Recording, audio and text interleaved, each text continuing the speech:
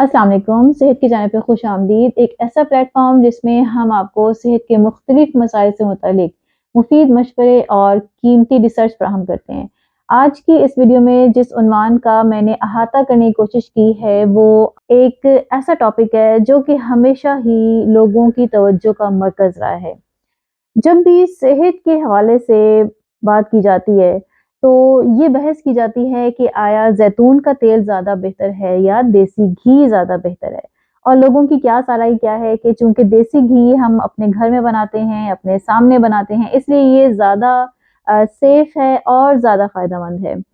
जबकि keto diet करने वाले अक्सर लोग इस मखमसे का शिकार हैं कि आया उनकी इस डाइट को दुरुस्त सिमत में रखने के लिए ज़ैतून का तेल ज़्यादा मुनासिब है या फिर देसी घी। तो आज की वीडियो देखने के बाद आपके बहुत सारे सवालों के जवाब आपको मिलने वाले हैं और हम ये देखेंगे कि इन दोनों सेहत के बड़े-बड़े दो में से कौन-सा आपके लिए ज़्यादा फ़ायदेमंद है।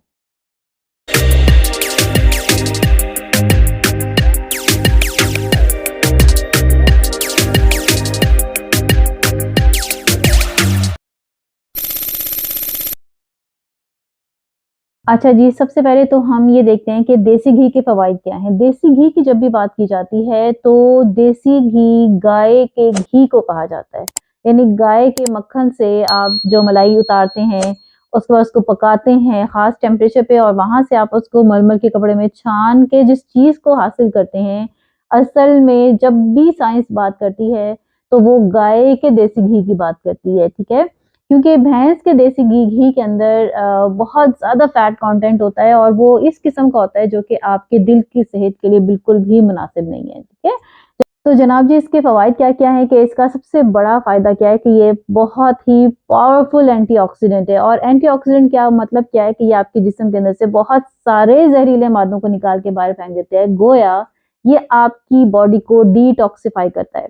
दूसरा इसका क्या फ़ायदा है कि ये आपकी इम्यूनिटी को बढ़ाता है, इम्यूनिटी को एनहांस करता है। तीसरा क्या कि ये आपकी फिज़िकली और मेंटली यानी आपकी जिस्मानी और दिमागी दोनों तरह की सेहत के लिए बहुत ही मुफ़ीद है। फिर इसी तरह ये आपकी हड्डियों को मजबूत करता है, आपके कोलेस्ट्रॉल लेवल को कम करता है और सबसे मज़े की बात क्या है कि जो टाइप 2 डायबिटीज़ यानी कि जो शुगर के मरीज़ हैं, वो भी इसको आराम से खा सकते हैं और ये उनके लिए भी फ़ायदेमंद है।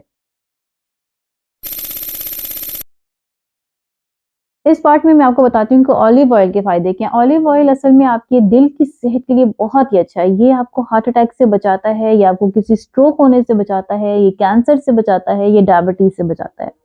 फिर इसी तरह ऑलिव ऑयल जो है ये आपकी ना सिर्फ जिस्म की बल्कि आपकी स्किन के इन्फ्लेमेशंस को ख़त्म करता है। अगर आपके स्किन के अंदर एक्नी है तो ये उसको बहुत अच्छे से टॉपिकली ट्रीट करता है। फिर इसी तरह ये यूवी डैमेज से बचाता है। ऑलिव ऑयल आपकी जिस तरह आपके जिस्म के अंदर से सोजिश ख़त्म करता है, बिल्कुल उसी तरह ये आपके दिमाग से भी इन्फ्लेमेशंस को कम करता है और ना सिर्फ ये कि इन्फ्लेमेशंस को कम करता है, बल्कि इसकी वजह से आपकी याददाश्त बहुत अच्छा होना शुरू हो जाती है। आपका ब्रेन फंक्शन एनहांस होना शुरू हो जाता है और इसके अलावा ये आपके गट बैक्टीरिया के लिए बहुत अच्छा है। ये उसको फीड करता है यानी कि आपके गट के अंदर जो गुड बैक्टीरियाज होते हैं ना, ये उसको फीड करता है। उसकी वजह से आपकी गट हेल्थ यानी आपकी आंतों की सेहत भी बेहतर होना शुरू हो जाती है।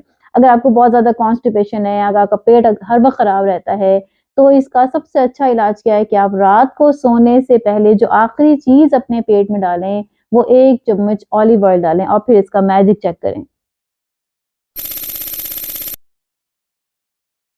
अच्छा, इस पोर्शन में हम इन दोनों की ग़ज़ाई जो कंटेंट्स हैं, वो हम चेक करते हैं कि क्या इन दोनों के अंदर ग़ज़ाई फ़ायदे क्या हैं।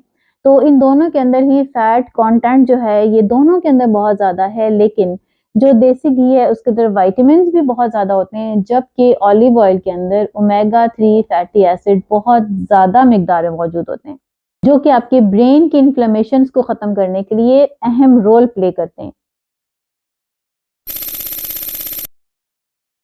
इस पोर्शन में हम बात करेंगे कि ये दोनों घी जो हैं किस तरह से आपकी सेहत के ऊपर असरअंदाज होते हैं। तो जो देसी घी है इसके अंदर सैचुरेटेड फैट्स होते हैं, जबकि ऑलिव ऑयल के अंदर अनसैचुरेटेड फैट्स होते हैं, जो कि आपके गुड कोलेस्ट्रॉल के लिए भी अच्छे हैं और अगर आपका बैड कोलेस्ट्रॉल है तो ये उसको भी कम करते हैं, उसके लेवल को कम करते हैं। ना सिर्फ ये कि ये उनके लेवल्स को कम करते हैं, बल्कि ये दिल की सेहत के लिए भी बहुत मुफीद हैं। अच्छा, जहाँ तक वज़न को मैनेज करने की या वज़न को मेंटेन करने की बात आती है, उसके लिए ये दोनों ही ऑयल बहुत फ़ायदेमंद हैं। ये दोनों ही आपकी बॉडी के अंदर फैट एब्ज़ॉर्ब होने से रोकते हैं और ये दोनों ही आपको जो क्रेविंग्स होती है ना, बार-बार कुछ ना कुछ खाने को दिल कर रहा होता है, ये उससे आपको रोकते हैं और इसी तरह ये आपके मेटाबॉलिज़्म के ऊपर बहुत ही अच्छा असर डालते हैं। ये वो चीज़ है, यानी कि आपका मेटाबॉलिज़्म वो चीज़ है जो कि आप जब भी किसी भी डाइट पे चलें तो सबसे पहले जिसको सीधा किया जाता है वो आपका मेटाबॉलिज्म होता है। तो इसको सीधा करने के लिए देसी घी और ऑलिव ऑयल दोनों ही अपना अहम किरदार अदा करते हैं। अच्छा जी, अब हम इनके बर्निंग पॉइंट की बात करते हैं। बर्निंग पॉइंट ये होता है कि आप इसको हाई हीट पे गर्म कर सकते हैं, इसके न्यूट्रिएंट्स जलते तो नहीं, खराब तो नहीं होते। जहाँ तक देसी घी की बात है, इसका हाई बर्निंग पॉइंट है, यानी कि ये अगर आप इसको पकाते भी हैं या इसके अंदर कोई चीज़ पकाते हैं तो इसके किसी किस्म के कोई न्यूट्रिएंट्स ज़ाया नहीं होते, इसके ग़िज़ाई अज़्ज़ा जो है इसके अंदर बरकरार रहते हैं। जबकि ऑलिव ऑयल का जो बर्निंग पॉइंट है, नो डाउट कि वो लो है और उसको हमेशा कोशिश करनी चाहिए कि कच्चा, ख़ास तौर पे जो कोल्ड प्रेस होता है, यानी कि जो पहली उसकी प्रोडक्ट होती है ज़ैतून के तेल की, वो कोल्ड प्रेस कहलाती है और इसको सैलेड्स के ऊपर या इसको अंडे वगैरह बना के उसके ऊपर ऐसे ही कच्चा इस्तेमाल करना ज़्यादा फ़ायदेमंद होता है। अच्छा जी, शेल्फ लाइफ की जहाँ तक बात है तो ये तो आपको खुद भी पता है कि जो देसी घी है अगर आप वो बाहर रखते हैं तो वो 2 से 3 महीने आराम से इस्तेमाल कर सकते हैं, लेकिन अगर आप इसको फ्रिज में रखते हैं तो फिर इसका इस्तेमाल जो है वो और ज़्यादा बढ़ा सकते हैं। जबकि जो ऑलिव ऑयल है उसकी शेल्फ लाइफ 1.5 से 2 साल के करीब है और ये इससे पहले ख़राब नहीं होता, एक्सपायर नहीं होता। आप इसको आराम से 1.5 से 2 साल के दौरान इस्तेमाल कर सकते हैं।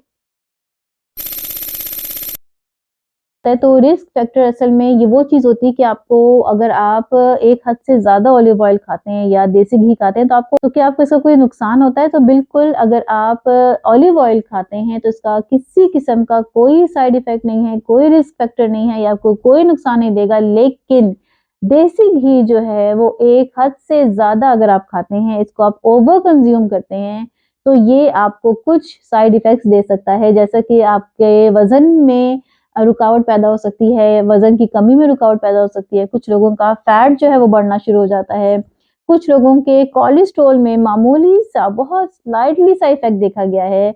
इसलिए एक बात तो हमेशा याद रखें कि moderation is the key to healthy lifestyle. आप जब भी किसी चीज़ की भी बात करते हैं हेल्दी प्लेट में, तो कोई भी चीज़ कच्ची सब्जियों के अलावा एक हद से ज़्यादा आपके लिए नुकसानदेह होती है, ओवरडू नहीं करना चाहिए। चाहे उसके कितने ही फ़ायदे क्यों ना हों, कभी भी उसके इस्तेमाल में ओवरडू ना किया करें। जहाँ तक इसके कंक्लूजन की बात है तो एंड पे हम इसका नतीजा क्या निकालते हैं कि ये दोनों किस्म के तेल आपके लिए बहुत फ़ायदेमंद हैं। ये दोनों अपनी-अपनी जगह फ़वाइद रखते हैं। हाँ, लेकिन अगर आप कीटो डाइट के ऊपर हैं तो ज़्यादा प्रेफ़र ये किया जाता है कि आप ऑलिव ऑयल का इस्तेमाल करें, क्योंकि ऑलिव ऑयल जो है ये आपके वेट मैनेजमेंट में ज़्यादा अच्छा रोल प्ले करता है। लेकिन देसी घी जो है, इसके बारे में स्टडीज़ ने इस बात को प्रूव किया है कि अगर आपको कीटो फ्लू टाइप चीज़ हो जाए, जो कि आपको पता है कि जब कुछ लोग कीटो डाइट स्टार्ट करते हैं तो उनको इसके सिम्पटम्स आना शुरू हो जाते हैं। ये क्या है, इसकी वीडियो मेरे चैनल पे मौजूद है, आप इसको वहाँ से डिटेल में देख सकते हैं। लेकिन कीटो फ्लू सिम्पटम्स को कम करने के लिए देसी घी सबसे ज़्यादा बेनिफिशियल है। इन दोनों में से किसी भी चीज़ को अगर आप मॉडरेशन में इस्तेमाल करते हैं तो ये आपके लिए फ़ायदेमंद है। अगर आपको आज की वीडियो पसंद आई है तो लाइक करना मत भूलिएगा और मज़ीद कीमती मालूमात के लिए मेरे चैनल को सब्सक्राइब कर लीजिएगा। Stay healthy and take care.